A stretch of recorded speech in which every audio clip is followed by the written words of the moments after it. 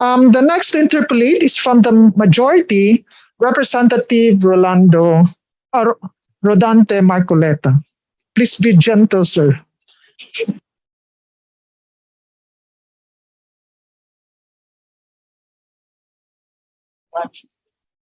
Maraming salamat po, Madam Chair. Gandang umaga po to the lone defender of the CHR.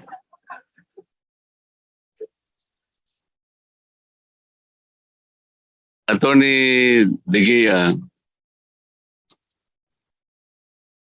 in the 17th Congress, this representation moved for a 1,000 budget of the CHR.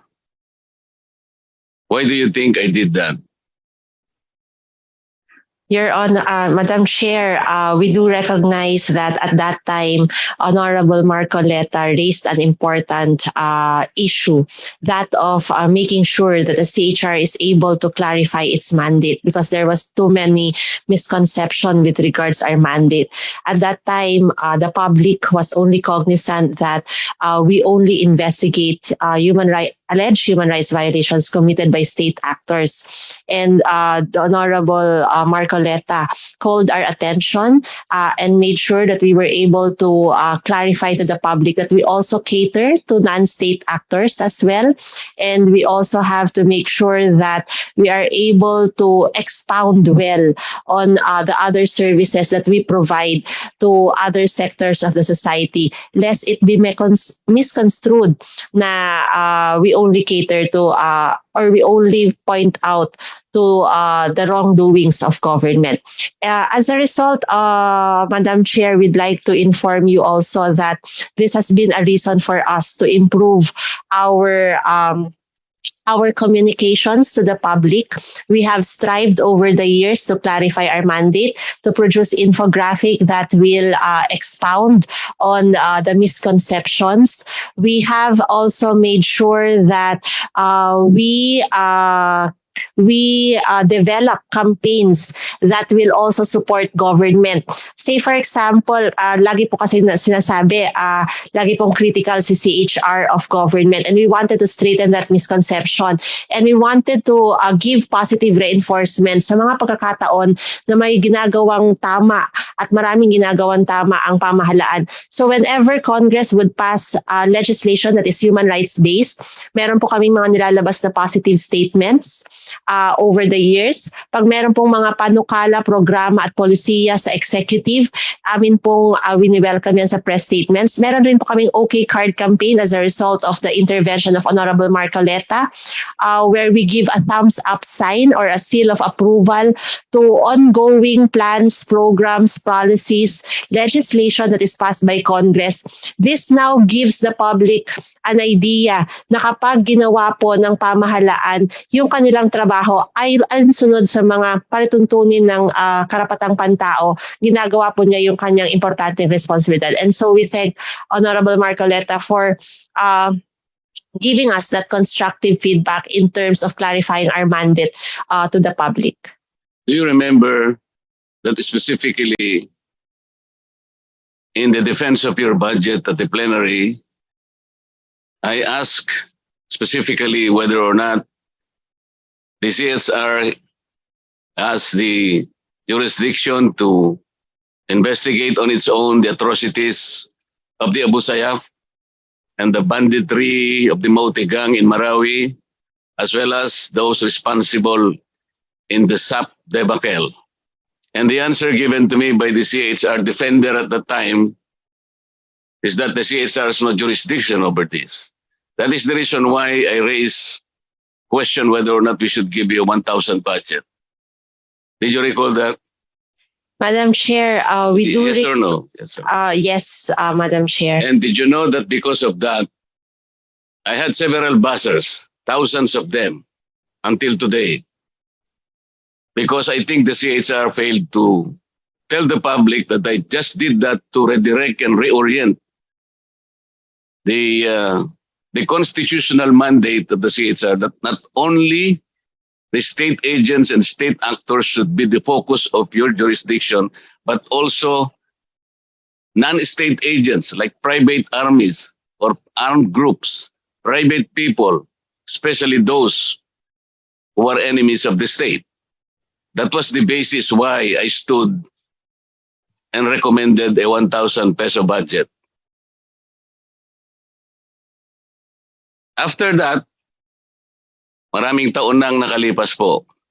And specifically, the next budget hearing, you also know and you should also admit today that the former CHR chairman, the late Chito Gascon, agreed with this representation to correct your infographics. And he signed the correct one with me. I still have my copy here. And I think from that, as you have been mentioning, it should have been a redirection and reorientation of what you should be doing. Hindi lamang po pulis at saka mga sundalo ang nakagagawa ng human rights violations. Kahit na po pribadong tao, kasama po yun doon sa inyong trabaho. Yun po yung aking gustong gawin. Pero alam ko po, hindi pa sapat na malaman ng tao kaya ako ginawa yun. Sapagkat hanggang ngayon, marami pa rin nagbabasa sa akin. Madam Chair, I want also to inform this committee that because of that position, yung 1,000 peso budget, I was then doing my doctoral dissertation at the University of the Philippines. Alam po ba ninyo na yung aking advisor, iniwanan ako dahil sa aking ginawa? Did you know that, Madam? Unfortunately, Madam Chair, we were not aware that that was a result of that.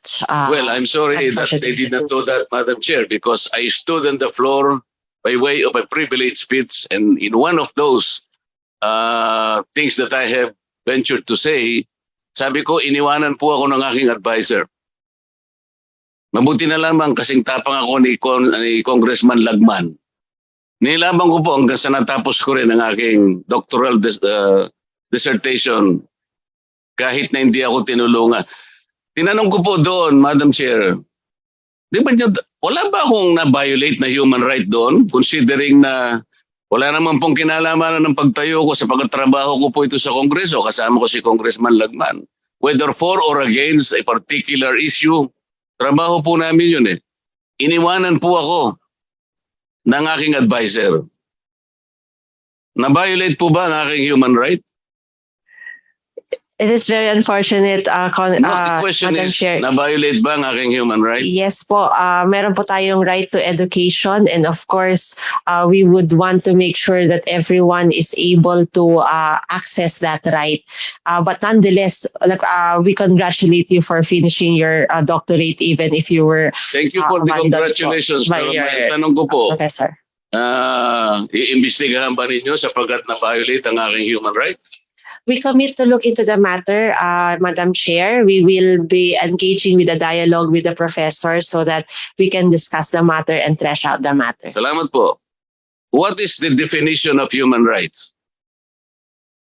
Human rights po are the supreme inalienable inherent. Sorry po, namin po nag-dictate. Alam po ng aking mga kasamahan. Alam po ninyo, kaya ko tinatanong ito. This is a very important question. Yes po. Hanggat hindi po tayo nagkakaintindihan kung ano yung human right, hindi po natin alam kung ano talaga nababiolate. So I want you to tell us, ano po talaga ang definition ng human right? Ayon po sa United Nations, ang karapatang pantao po yung pinaka-supreme, inalienable, inherent rights that we have as human beings. It is the essence of what makes a man Wala po ba a human tayong being. domestic law? Bakit puro United Nations na lang? Wala bang batas ang ating bansa? Marami po tayong Wala ba batas. tayong local jurisprudence, domestic? Marami Una po yung tayo- pabayanan yes. natin. Kung wala tayong domestic basis, saka na natin kunin yung United Nations. Madam Chair, the Philippine government as well as Congress should draw pride in the fact that we have over the years enacted a lot of legislation, particular on human rights. Hindi And- po, what is the definition as we see it and as we know it in our local jurisdiction? Ito po, ang karapatang pantao po ay likas sa atin dahil tao po tayo.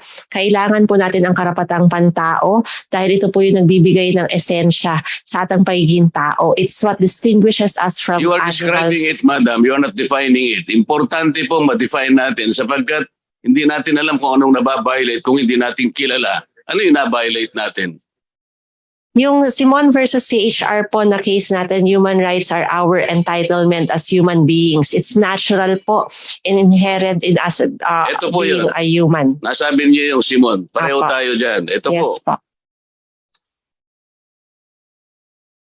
In the case of Simon et al. Versus Commission on Human Rights, GR number 100-150, January 5, 1994.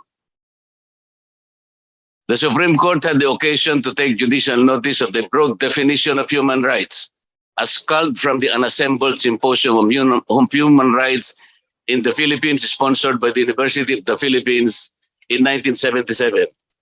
Human rights include civil rights, such as right to life, liberty and property, freedom of speech, of the press, of religion, academic freedom. Ito po yung sinasabi ko kanina. To form political associations and social rights such as the right to education, employment, and social services. The term civil rights has been defined to include the rights of property, marriage, equal protection of the laws, freedom of contract, or rights pertaining to persons by virtue of his citizenship or to rights capable of being enforced or redressed in a civil action. Ito po ang definition ng human rights. Napakalaw. Marcoleta, your time is up, but as a friend, I'm giving you an extension of a minute. Ano po yun?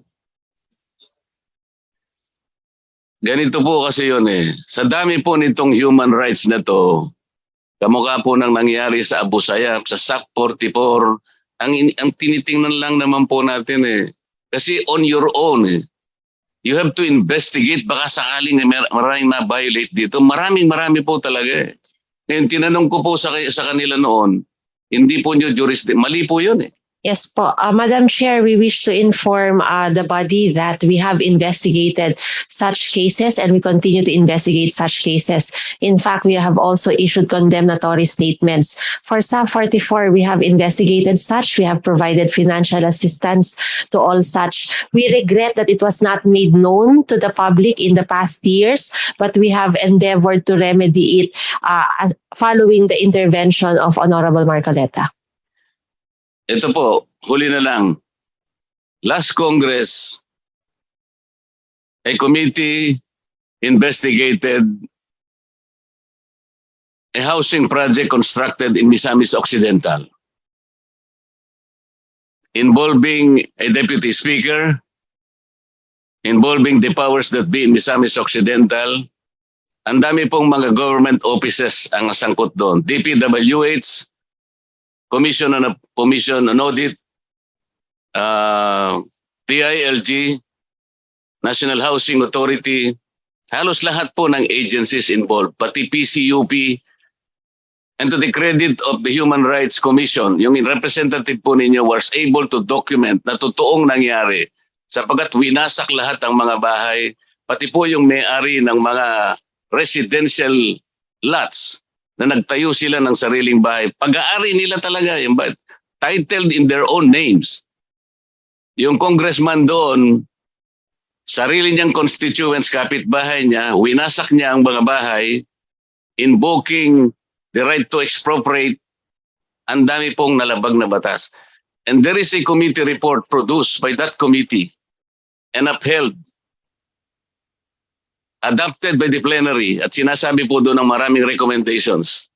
Tingnan po niyo yun sapagkat sinabi, padalhan ng DOJ, padalhan ang ombudsman, padalhan pati Solicitor General for any administrative, civil, law, whatever, and probably human rights violations.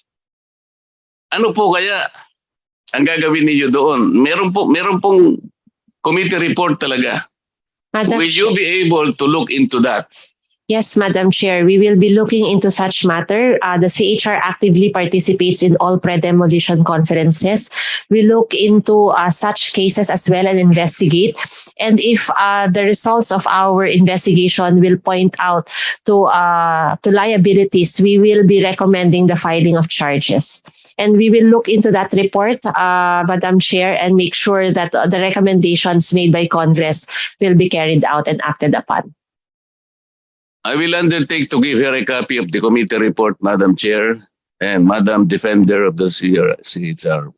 Para lang makasiguro po tayo, ako nang magbibigay sa inyo ng kopya at tututukan ko po kayo kung talagang gagawin ninyo. That is much appreciated, Madam Chair, Salamat and po, we will Madam Chair. ensure, Honorable Marcoleta. Thank you, Madam Chair. Thank you very much, Representative Marcoleta.